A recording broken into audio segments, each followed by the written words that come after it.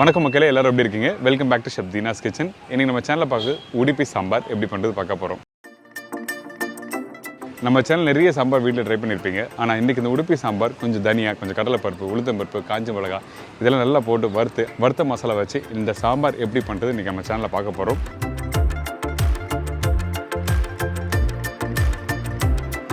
இந்த சாம்பாரை பொறுத்த வரைக்கும் கொஞ்சம் அந்த மசாலாவோட அந்த ஃப்ளேவர் இருக்கும். அதே டைமில் அந்த இனிப்பு தன்மை, அதாவது நீங்கள் சாம்பார் சாப்பிடும்போது கொஞ்சம் பார்த்தீங்கன்னா அந்த இனிப்பு தன்மை மைல்டாக தெரியும்.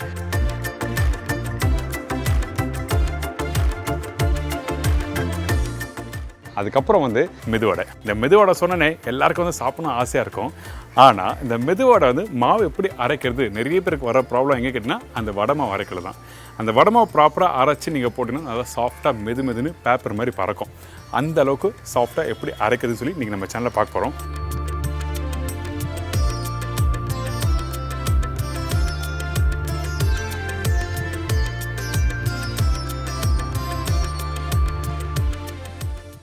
தோரம்பருப்பு 100 கிராம், முருங்கைக்காய் 1 நம்பர், மீடியம் சைஸ் வெங்காயம் 2 நம்பர், தக்காளி 2 நம்பர், தேங்காய் பத்தை 2 நம்பர், கடலைப்பருப்பு 1 டேபிள் ஸ்பூன், உளுத்தம்பருப்பு 1 டேபிள் ஸ்பூன், காய்ந்த மிளகாய் 8 நம்பர், பூண்டு 5லேருந்து 6 பல்லு, புளி 1 லெமன் சைஸ், வெல்லம் 1.5 டீஸ்பூன், மஞ்சத்தூள் 1/4 teaspoon, chilli powder 1/4 table spoon, தனியா பவுடர் 1/2 டேபிள் ஸ்பூன், பெருங்காயம் 1/2 டீஸ்பூன், கடுகு 1/4 டீஸ்பூன், சீரகம் 3/4 டீஸ்பூன், முழுதனியா 1 டேபிள் ஸ்பூன், கருவேப்பிலை தேவையான அளவு, கொத்தமல்லி தேவையான அளவு, உப்பு தேவைக்கேற்ற, ஆயில் ஃபார் குக்கிங், கீ 2லேருந்து 3 டேபிள் ஸ்பூன். இதாங்க இந்த ப்ரிப்பரேஷன் தேவையான பொருட்கள். இப்போ நம்ம பண்ண போது உடுப்பி சாம்பார். அதுக்கு என்ன பண்ணணும், ஃபஸ்ட்டு மசாலா வறுத்து அரைக்க போகிறோம். ஸோ இப்போ நம்ம என்ன பண்ண போகிறோம்னா, நம்மக்கிட்ட இருக்க எல்லா ஸ்பைசஸும் இதில் போட்டு லைட்டாக வறுக்க போகிறோம். வறுக்கிற பக்கம் எப்படின்னு பார்க்கலாம். ஃபஸ்ட்டு நம்ம முழுதனியாக போட்டிருக்கேன். சீரகம், கடலைப்பருப்பு, உளுத்தம்பருப்பு, பூண்டு, கருவேப்பிலை, காஞ்சி மிளகாய், தேங்காய் இது எல்லாத்தையும் ஒன்றா போட்டு ஸ்லோ ஃப்ளேமில் வறுக்கலாம்.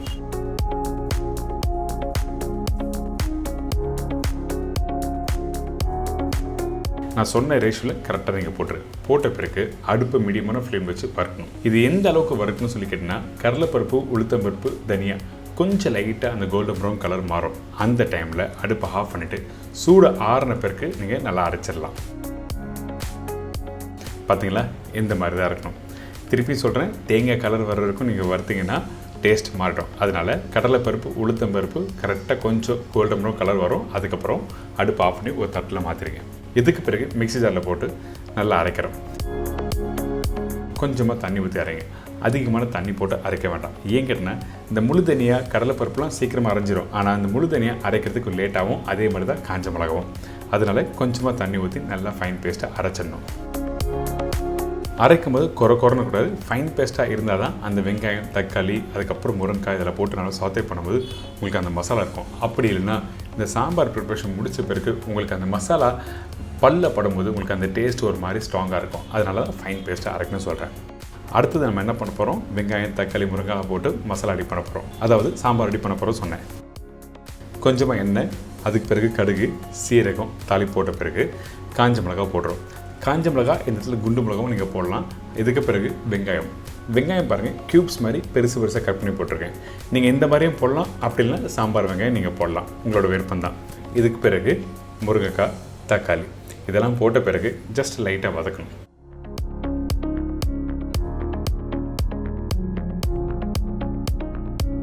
வெங்காயம், தக்காளி அதிகமாக வதக்க வேண்டாம். சும்மா 2 நிமிஷம் வதக்கி முடித்த பிறகு நம்மக்கிட்ட இருக்க இந்த பவுடர் மசாலா எல்லாமே போடுறோம். மஞ்சத்தூள், சில்லி பவுடர், தனியா பவுடர். நம்ம மசாலா அரைச்சி ஊற்றுறதுனால பவுடர் மசாலா அதிகமாக போட வேண்டாம். இதுக்கப்புறம் உப்பு போட்டு 2 நிமிஷம் வதக்கிறோம்.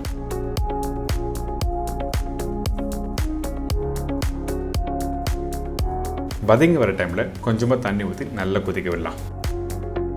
எதுக்காக இந்த இடத்துல தண்ணி ஆட் பண்ணுறக்கிட்டேன்னா, நீங்கள் டேரெக்டாக அந்த மசாலா வதங்கும் போது உங்களுக்கு மசாலா டேஸ்ட்டும் மாறும். அதே டைமில் வெங்காயம், தக்காளி முழுசாக இருக்காது.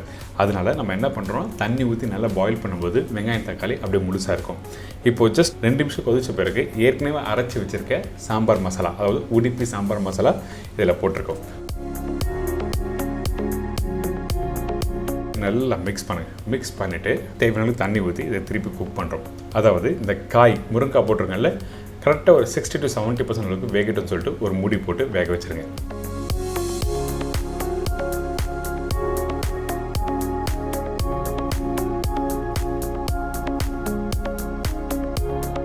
இந்த முருங்கைக்காய் ஃபுல்லாக வேக வச்சு நீங்கள் பண்ண வேண்டாம். ஏன் கேட்டிங்கன்னா திருப்பி நம்ம குக் பண்ணுவோம். புளி தண்ணி போட்ட பிறகு கொதிக்க விடுவோம், அதே டைமில் பருப்பு போட்ட பிறகு கொதிக்க விடுவோம். அதனால் ஒரு 60 to 70% சொன்னேன்.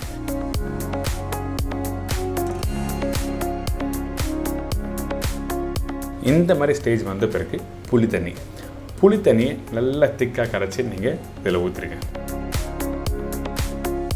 சில பேர் புளி தண்ணி போட்ட உடனே வந்து சாம்பாரை கம்ப்ளீட் பண்ணுறாங்க. ஆக்சுவலாக அப்படி இருக்கக்கூடாது. புளி தண்ணி போட்ட பிறகு நம்ம என்ன பண்ணுறோம் கேட்டோம்னா நல்லா கொதிக்க விடுங்க. அந்த பச்சை வாசனை போன பிறகு தான் துவரம் பருப்பு இதில் போடணும். பச்சை வாசனை போகாமல் நீங்கள் போட்டோன்னா அந்த சாம்பாரோட எக்ஸாக்டாக நீங்கள் எதிர்பார்க்குற அந்த டேஸ்ட்டு கிடைக்காது. அதனால தான் நம்ம என்ன பண்ணுறோம்னா புளி தண்ணி போட்ட பிறகு நல்லா பச்சை வாசனை போகட்டும்னு சொல்லி கொதிக்க விடுங்க. இந்த மாதிரி கொதிச்சு வர டைமில் ஏற்கனவே வேக வச்சு ரெடி பண்ணி வச்சுருக்க துவரம் பருப்பு போடுறோம். இந்த பருப்பு வேக வைக்கும் போது பர்டிகுலராக நீங்கள் கவனிக்க வேண்டியதுன்னா மஞ்சத்தூள் போட்டுக்கணும். பெருங்காயம் வேணால் நீங்கள் போடலாம், ஆப்ஷன். ஏன் கேட்டால் ஃபைனலாக நம்ம பெருங்காயம் இதில் போட போகிறோம். சில பேர் பருப்பு வேக வைக்கும் போது பெருங்காயம் போடுவாங்க. உங்களுக்கு வேணால் நீங்கள் போட்டுக்கலாம். அதே டைமில் பருப்பு பார்த்தீங்களா எந்த அளவுக்கு நல்லா வேக வச்சுருக்கேன், நல்லா மேஷ் ஆகிற அளவுக்கு நல்லா வேக வச்சுருக்கணும். எப்போவுமே சாம்பார் நீங்கள் வீட்டில் குக் பண்ணும்போது பருப்பு கொஞ்சம் முழுசாக இருந்தால் கூட அப்படி போடவே கூடாது. அப்படி இருந்தால் கரெக்டான டெக்ஸ்சர் கொடுக்காது. அதனால் நல்லா பருப்பை வேக வச்சு இதில் போடணும்னு சொல்கிறோம்.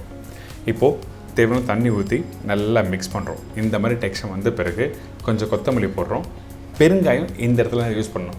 சில பேர் வந்து பெருங்காயம் எடுத்த உடனே ஃபஸ்ட்டு போட்டுருவாங்க. அப்படி போட்டால் உங்களுக்கு அந்த வாசனை தெரியாது. அதனால தான் பெருங்காயம் வந்து கடைசியாக இதில் போட்டிருக்கேன். திருப்பி கொஞ்சம் கொத்தமல்லி போட்டு ஒரு மூடி போட்டு ஒரு 2 நிமிஷம் இந்த பருப்பு போட்ட பிறகு சாம்பாரை எந்த அளவுக்கு குக் பண்ண கேட்டினா அதிகபட்சம் ஒரு 2லேருந்து 3 நிமிஷம் குக் பண்ண. இந்த குவான்டிட்டிக்கு கொஞ்சம் குவான்டிட்டி அதிகமாக இருந்தால் ஒரு 5 நிமிஷம் எக்ஸ்ட்ரா குக் பண்ணலாம், ஒன்றும் தவறில்லை. ஃபைனலாக நெய் போட்ட பிறகு வெல்லம் போடுறோம். வெல்லம் எதுக்காக போடுறோன்னா இந்த சாம்பார் மசாலா அந்த காரம் அந்த லைட்டான ஒரு மைல்டான ஒரு டேஸ்ட் இருக்கும்.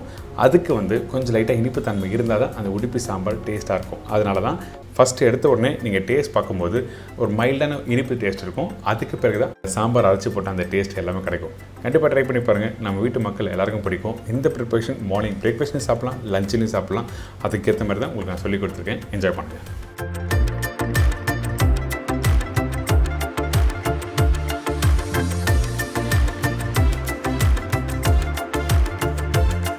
அடுத்தது மெதுவடை. ஃபஸ்ட்டு இந்த ரெசிபி தேவையான பொருட்கள் பார்த்துலாம். அதுக்கு முன்னாடி நம்ம சேனலில் நிறைய பேர் வீடியோ பார்த்து வீட்டில் ட்ரை பண்ணுற சொல்கிறாங்க. இதுலேயும் இன்னும் கொஞ்சம் டவுட் எதுனா இருந்ததுன்னா நீங்கள் நேராக கூகுள் போங்க. கூகுளில் போய்ட்டு www.chefdeenacooks.com டைப் பண்ணுங்கள். என்னோடய வெப்சைட் ஓப்பன் ஆகும். உங்களுக்கு தேவையான ரெசிபியை நீங்கள் டைப் பண்ணினா ஃபோட்டோ ப்ளஸ் எக்ஸ்ப்ளனேஷனும் உங்களுக்கு தெளிவாக கொடுத்துருப்பேன். மெதுவடைக்கு தேவையான பொருட்கள்: உளுத்தம்பருப்பு 250 கிராம், பெரிய சைஸ் வெங்காயம் 1, பச்சை மிளகாய் 2 நம்பர், பொடிசு நறுக்கிய இஞ்சி 1 டீஸ்பூன், பெருங்காயம் 1/4 டீஸ்பூன், சீரகம் 1/2 டீஸ்பூன், முழு மிளகு 1/4 டீஸ்பூன், கொத்தமல்லி தேவையான அளவு, கருவேப்பிலை தேவையான அளவு, உப்பு தேவைக்கேற்ற, எண்ணெய் ஃப்ரை பண்ணுறதுக்கு தேவையான அளவு. இதாங்க இந்த ப்ரிப்பரேஷன் தேவையான பொருட்கள். இன்றைக்கி மெதுவோட பண்ண போகிறோம் சொன்னோம் பார்த்தீங்களா. அதுக்கு முன்னாடி இந்த பேட்டரி எப்படி அரைக்கிறதுன்னு சொல்லி நீங்கள் பார்க்க போகிறோம். ஒரே கல்ல 2 மாங்காய், அதாவது மாவு எப்படி அரைக்க போகிறோம், அதே டைமில் வடை எப்படி நல்லா சாஃப்டாக ரெடி பண்ணுறதான் பார்க்க போகிறோம். அதனால் இன்றைக்கி நம்ம என்ன பண்ணுறோன்னா ஃபஸ்ட்டு இந்த உளுத்தம் பருப்பை 6லேருந்து 7 மணி நேரம் நல்லா ஊற விடுங்க. நல்லா ஊறலைன்னா கண்டிப்பாக வடை நல்லா வராது.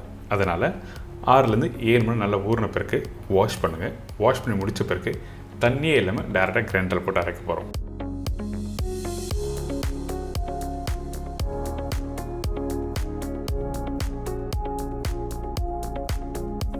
எடுத்த உடனே தண்ணி ஊற்றக்கூடாது. 20% ஓடட்டும். அதுக்கப்புறம் 1/4 கப் அளவுக்கு தண்ணி போட்டிருக்கேன். இந்த தண்ணி போட்ட பிறகு கொஞ்சம் லைட்டாக அரைஞ்சி வரும்.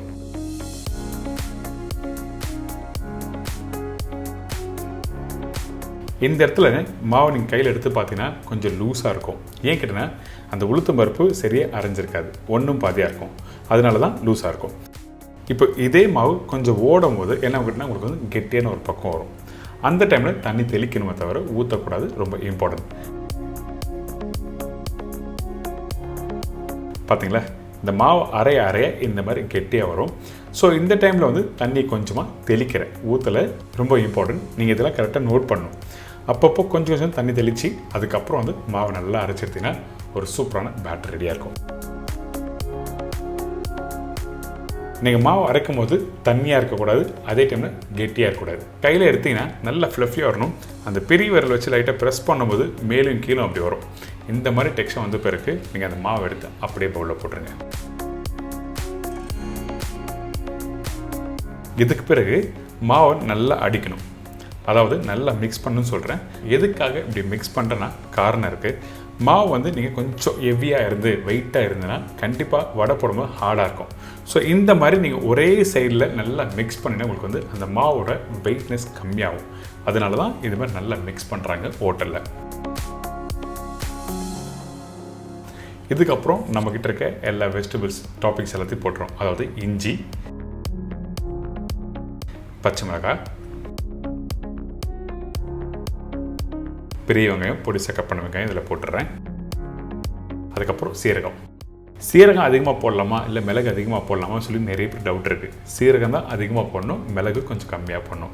ஏன்னா மிளகு வந்து சாப்பிட்றது நல்லது, ஆனால் சாப்பிடும்போது டிஸ்டர்பாக இருக்கும். அதனால் மிளகு கம்மியாக போடணும்னு சொல்கிறேன். அதுக்கப்புறம் கருவேப்பிலை, கொத்தமல்லி, உப்பு இதெல்லாம் போட்ட பிறகு மாவு நல்லா மிக்ஸ் பண்ணுங்கள். மிக்ஸ் பண்ணி வர டைமில் கொஞ்சம் பெருங்காயம். ஆக்சுவலாக நான் பெருங்காயம் முன்னாடியே போட்டுருணும், மறந்துட்டேன். அதனால தான் இப்போ பெருங்காயம் இதில் ஆட் பண்ண போகிறேன். பெருங்காயம் போடாமல் வடை போடாதீங்க. எந்த ஒரு ஆயில் ப்ரிப்பரேஷன் நீங்கள் பிரேக்ஃபாஸ்ட்டுக்கு யூஸ் பண்ணுறீங்கன்னா கண்டிப்பாக பெருங்காயம் யூஸ் பண்ணிக்கணும். இந்த பெருங்காயம்லாம் போட்டு முடிச்ச பிறகு மாவு நல்லா மிக்ஸ் பண்ணுங்கள். இதுக்கப்புறம் இன்னொரு முக்கியமான டிப்ஸ் சொல்ல போகிறேன். நீங்கள் மாவு நல்லா அரைச்சிருக்கீங்களா இல்லையான்னு சொல்லி இப்போ செக் பண்ண போகிறோம். அது எப்படி செக் பண்ணுறேன்னு நான் சொல்கிறேன். இப்போ மிக்ஸ் பண்ணி எடுத்திங்கன்னா அப்படியே விழணும். இதுக்கப்புறம் உங்களோட கையை நல்லா வாஷ் பண்ணி எடுத்துருங்க.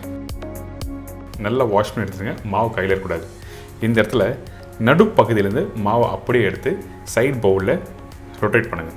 இப்படி பண்ணும்போது ரவுண்டாக வந்து உங்களுக்கு வடை கையில் வந்து நிற்கும், அதாவது அந்த மாவு கையில் வந்து நிற்கும். அதுக்கு பிறகு உங்களோட பெரிய விரல் வச்சு லைட்டாக ப்ரெஸ் பண்ணால் ஒரு ஓட்டை விழும். இந்த மாவை அப்படியே எடுத்து தண்ணியில் போடுங்க. நீங்கள் தண்ணியில் போட்டிங்கன்னா மேலே மெதுங்கணும். உள்ளே போயிடுச்சுன்னா அப்போ அந்த வெயிட்டாக இருக்குது, மாவு சரியாக அரைக்கலன்னு அர்த்தம். அதனால தான் தண்ணியில் நல்லா மெதுங்கணும்னு சொல்கிறேன்.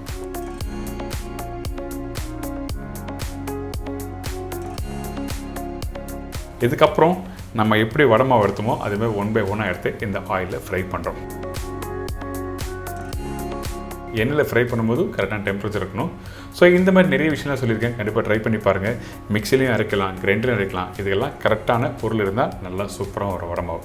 எங்கள் வீட்டு கிரைண்டர் வந்து ஓட மாவே அரைக்க மாட்டுது அப்படின்னு நினச்சிங்கன்னா அந்த டைமில் கண்டிப்பாக வடை மாவுனா நல்லா வராது, இட்லி மாவும் நல்லா வராது. அதனால தான் நிறைய பேர் ஐஸ் கியூப்ஸ் போடுவாங்க, ஆல்டர்னேட்டிவாக இதெல்லாம் போடுறாங்க. ஐஸ் கியூப்ஸ் எதுக்காக யூஸ் பண்ணுறாங்கன்னா அந்த மாவு அரைக்கும் போது கண்டிப்பாக சூடாகும். அப்படி சூடாச்சுன்னா உங்களுக்கு வந்து புளிச்சு வராது. அதனால தான் ஐஸ் கியூப்ஸ் போட்டு அதுக்கப்புறம் நல்லா புளிக்க விட்டு மாவு எடுத்து இட்லிலாம் யூஸ் பண்ணுறாங்க. ஸோ சின்ன சின்ன விஷயம் தெரிஞ்சுட்டு பண்ணிங்கன்னா ரொம்ப நல்லாயிருக்கும்.